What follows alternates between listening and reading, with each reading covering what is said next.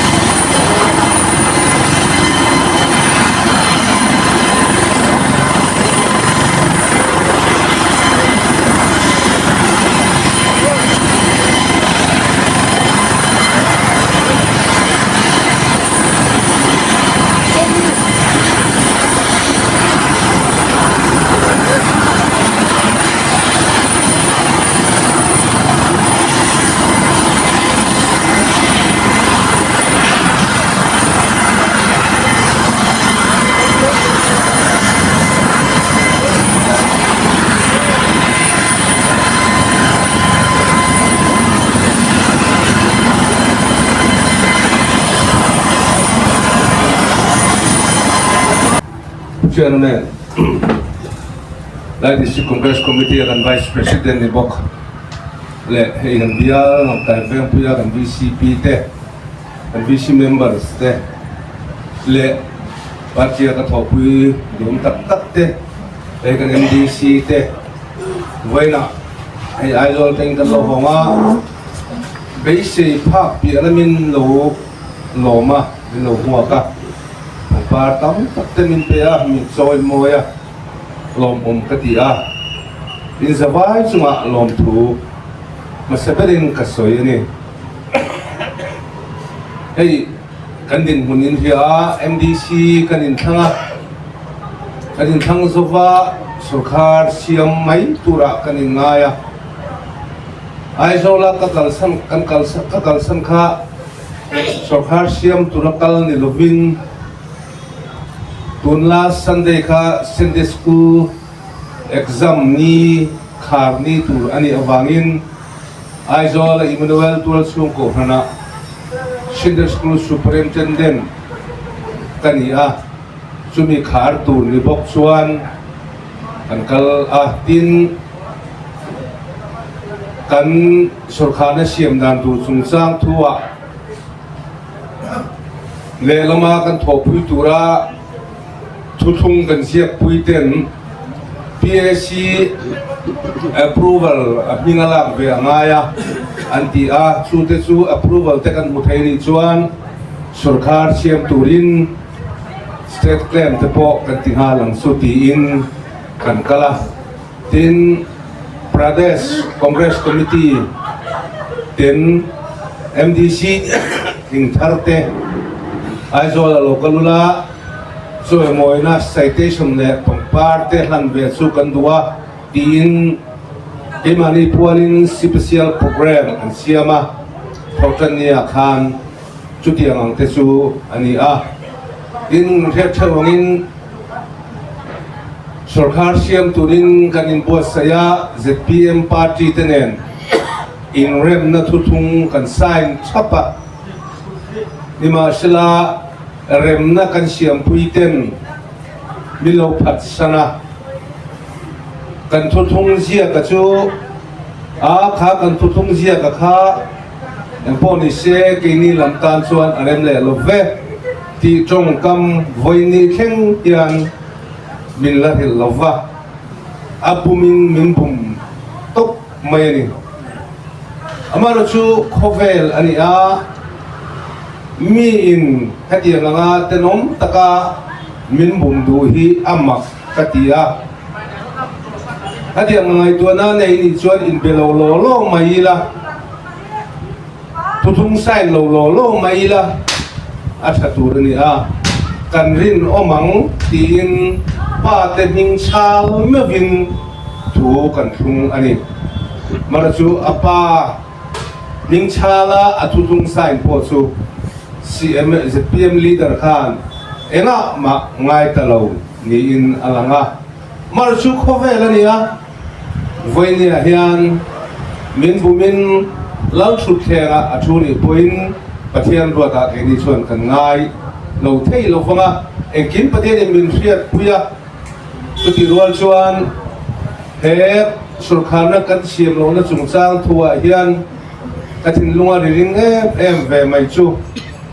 pathian mai tu amai na arua tanga ako tedan chuan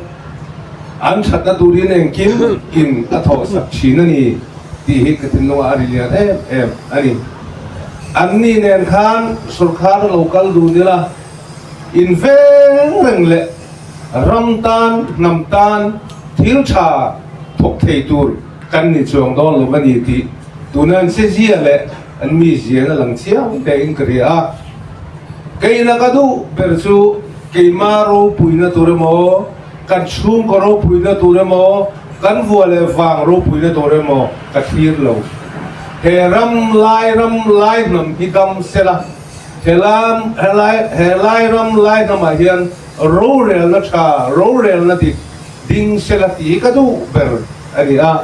chuti ang ngai to na nei chuan kan kal ani zep thuam lo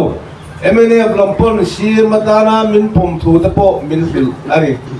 amaro chu kan district council din hom ta kan ena tuna hian leiba hi cheng bible se somnga vel ni in alanga pension poisa pek tur remote po hi cheng noi sang hile zanga vel don leiba an nei ani tin ho in dai lo na te a chu tiang chuan council din hun in hiani khang kha MNF de lo thok tlang ila state sarkar in min rek si sela asa tatam takom don in kan sia state sarkara ruling party ten tho pui min du tho si le min pom tho si chuan tin anni lam kha kan hoita ani a zep tu rom lo fa zone MNF de na kan imbiak na te po paking takin tho ho aram lo tu thu PSC kan chairman mangin kan fiat tira chuti ang chuan kan kal ani amaro chu khove la kan om sung hian mi bubin kan ro pui viau theya apura hamane na nang mal som na liang se mal ka som senga nang mal som na liang se an chelo tu te chu an chia ka lo nga mal som sak tu te chu mal ka somang ati ani waine hian he hi kan din mo ni a adik tak chuan tun rum ka lo ho tur chu ka he khop mai in bel mu ka he ani au pur khop mai thian hian a kai la na alpan po ni sela hong nga kan bial te kan ho tu kan pa ti ho tu te nen kan in mu anga ni da nga ka ho tu nen chuan ai nang lo le mai thrau thiang ni min thuai an che tin pathian nen a kai lan ani alo ho nga pangpar moi tak te hel him takin min lo muak min lo dong songa alom om kati pathian hi kan tan a tha em vainia hian hetiang hi kan din hun ni ma sela eng tik ni mo chuan pathian in kan tan hun tha ala buat seliang he kan MDC te paruk abikin pangat ling thar te anoma an fele maya katianga kan thuthung ZPM le menan bo chiani ti an thiat poin kema tak po him min te ma kapu lungai re su MDC là những ai lâu MDC thì kan lâu ni sầu về apart zara le pathian le mi puita zara rinom takin kumnga ti kan huwa mani min ngai tua reng su rinom takin kan mang ti a an za ka ti a when hian ruling bial ni acha amaro chu pathian kan tan arwat lo miau ri chuan opposition bial ak no mga opposition rinom tak opposition thatak lairam sarkar khalgil turin keile ka tho pui MDC par te chuan session te sikam sila te kapha kang to kin lairam thatna tu kan ngai tu don ani chuti walson kan mi pui te po kan workers te kan VC te kan VCP te kan unit suai tu te kan worker te in ha mem eng tikne ma chuan pathian in hun cha min pe ang lungai su kan ta tu su lak bowin om leng lofang min suai tu le vaini min thakti tu hi pathian ani chuan jan pathian lama hoila eng kan tin mun kan be sei ang le kan du ang kan lo thang fu lo na hian kan ti sual ani min the thiam don nia ke ma ti ke le kan ho tu te arorel kholten du kan lo thang suala miri nom lo kop turin tutung kan lo sign pui pal hi apoi le ani amara chu min bum reng lovang mi bum hang te do tin ke ani lova at tu thina ni ati angin tikni ama chuan puncha annenga ke mani tin na zona rinom takle het takin ding ila pathianin min ruayang puncha min la pe ang tikha kan soidua aizol kan thenga zana kan hanin muwa an ai apatran khop maya he kan imbiak na hian in PAC tin remlo de lota seng tin nge ni yang tia zo na thong kan sai non na ka zo point atop kan then puyang seu tingat ta in tha kan nia atop min then pui da na ro su he hi ani wainia chuan keni chu tik nain ro kan relang dik na kan din puyang thiang lim takin dik takin rinom takin kan kalang kasoi katiani chuan tu ma riluna le hemin su mui su pathianin huncha min la peleng ti kha report toy te pepain tan soin ro se kha anita pusingun lian chunga nimin ni som pasari thla som pan hi sang ni som ni panga ama ina thu soi kha anita hei pusingun lian chunga video hi kalau react ve na satok to in ka ria a om dan te engkim mai hi ka chiang ve thokhat viau to in ka ria ma se aril ruput mange ro kha chu ke chuan ka hre thiam chi alo na chungin vo in na nimina athu soi voina ka react na hianin a mel hi uluk dewa ka zir hianin ka chi hianin pusingun lian chung hi a hlim lo mel alang tlatin ka ria a chan chu hei mihring hi kan hlim mel le kan hlim lo mel hi chu adang ve deuh hlekin ka ria ka soi sual deuh mai theyange chopper thlo theina aizol tanga longtlaya ron kalkha anita a chaw ve deuh te pon ni ve ma na le kalampang kha chu kan hre thui lutuk lo mai thaya a soi te po kha kan soi sual mai thaya ma se uluk deuh a mel ka en hianin pusingun lian chunga hi a mel hi a hlim lo ani ti kha chiang khop maya pusingun lian chunga thu soi kal manga khanin INC le ZPM te khan sarkar na siam turin thuthlung kha an lo sign to vote khan ni kuwa cherne ni soma sarkar na siam turin inrem na thuthlung khan lo sign thlap maya tuna kan CM puti zakunga teunen khanin inrem na thuthlung khan lo sign na pusingun lian chunga rin dan pi lampanga khanin thil kha akal dai maya ti chuanin keipoina kalo soi fo thina chu MNF le ZPM ti hian sarkar na hi engti zong ma hian an siam dun thei kha karin lo thu kha ka video te po khan kalo soi ve to thina ma se politics a hi chuanin thil thleng thei lo anga kan ngai hi a thlen chang tam tak kha a om thina chu ZPM le MNF te po hi highlight district a chuanin an lo thok dun tareng maya ti chuanin hei LADC han ZPM an ron sarkar don ta state ruling lion nia chuan an thopui tan MNF kha an thlang ta a hey ZPM hi Mizoram mi puite hian in kan te dan chu le kan hmu dan chu hui adang dai maya MNF le INC te kan hmu dan a ya tha hian in Mizoram mi puite hian kan be se in kan hmu cheu ni a chan chu MLA campaign in au hla te enge midang party a ya thatur le fel turanga in soina tam tak kha oma chuwan chuanin Mizoram mi puite hian in laka hian be seina tam tak kan nei a kan thik thu te po a chedon ni in alanga tuna LADC ZPM in sarkar na fongan ron vuan don ta a atha changdol tua MNF kha ani mai ta a LADC te po hianin ZPM hianin kan lai district rural dan zong te po hi change te po hi an thlen tir thei tura te po ngai taila tin LADC ai kal tamlu tuk ang chi te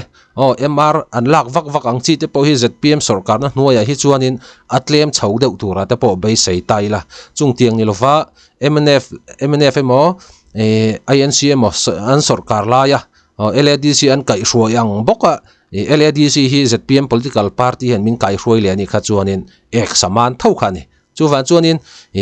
thatur danglam turanga in soingam party kha chuanin LADC hian change eng mota kha chu a thlen tir tura te po kha ka han ngai vengot maya ti chuanin lai district mi puite na kan du ber chu sarkar na ngel nget taka akal thi lai ram mi puite hian kan du em maya musical chair ang maya sarkar na indam tluk sakrang ang kha chu lai ram mi puite po hian a hne te po hi kan hne chho ve to ni in kan la alanga tuna ZPM sarkar ron langa ZPM sarkar hian in lai district hi musical chair hi ti bawin sarkar na ngel nget tak hi adin theidon em ti hi lai ram mi puiten a thlirin kan thlir thup cheu ni ti kha kan soi vele ngal ni ta sela ti chon hei pusingun lian chunga hi LADC sesona a performance hi ka en chak to khop me MLA kha chuan a performance a that je chu kan ria LADC en eng tiang chen nge opposition role hi aron play le don ti hi kai ka mu chak khop maya ni china athu soi kan ngai ni china khan athu soi kan ngai thla chau chia opposition thatak lairam sarkar khalngil turin sesona te lairam thatna tur an ngei tu athur tu kha tuna khana ron soi zo chia a thlamuan thlak len kan ka ria opposition an chak chuanin sarkar kha eng mo chena khanin a khal ngil ve theini nalak chung changa te le eng mo thil dang te poni se an na tho chung changa te poni ta se an sarkar ZPM sarkar hian na thok thalovem ti kha sesona khanin enge opposition hau khan kha an play thiam kha angaya chuwan chuanin enge LADC sarkar thar te po hi pusingun lian chunga hianin a khal ngil thei tura te po ngai taila tin pusingun lian chunga hi kan lai district min kai hroi tu tur ta ni chuanin ama thluka tha hi an omangem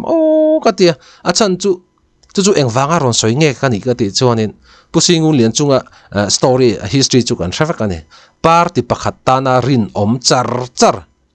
om chun ang ve deuh kha ania VC tangin congress atangin VC a congress tangin candidate a thlantlin ania chuan VC tangin MDC a han chhole a congress tan khan rin om takin opposition ani lai thleng ta po khan congress tan rin om takin aron om chho ve ngara chung tiang khopa party pakhat tan rin om chu ania chuan chu arin om nara chu pathianin tun din hun hi a thlen tir thei ka ti thlat ani chumi van chun ke chuan kan lai district hi pusingun len cheng hen voi khat ne ren ron hi chu min han hrual le chin se ti kha ka du khop maya midang te po an felvek an thalovek ka ti nani lo ma se leadership nei thale thalo kari a hlalu tu kani kan nau te ho kan convince dana te po hianin engkim kong ro khat thui tak kha sutlat maya chuwa chuanin engapo chuni ta sela pusingun lian chunga te opposition leader ta na an han om tur hi session te po kha ngai thla ka chak om to don khopin ka ria ti chuan athu soi pakhat kalo notice em mai chu eng tik nia emo chuan hun tha kan la nei le anga ati lai te hi chance pusingun lian chung hen a zong deuh em ni chu ka ti ange ama soitum lo lampanga po khan ni mai thaya keina kal a soitum kalo te sakna chuan eng tik nia emo chuan hun tha kan la nei le anga ti hi enge mo thil hi chu thil thleng tur om deuh re uni hen ka mutlat mai ange ke hi thili ka hrelo lu tuk thina ke yain in riat vek zok kha le khati zong kha voina ta na video kan siam thei chun le phot ta se ni danga video thar dang nei kan mole cheu don ne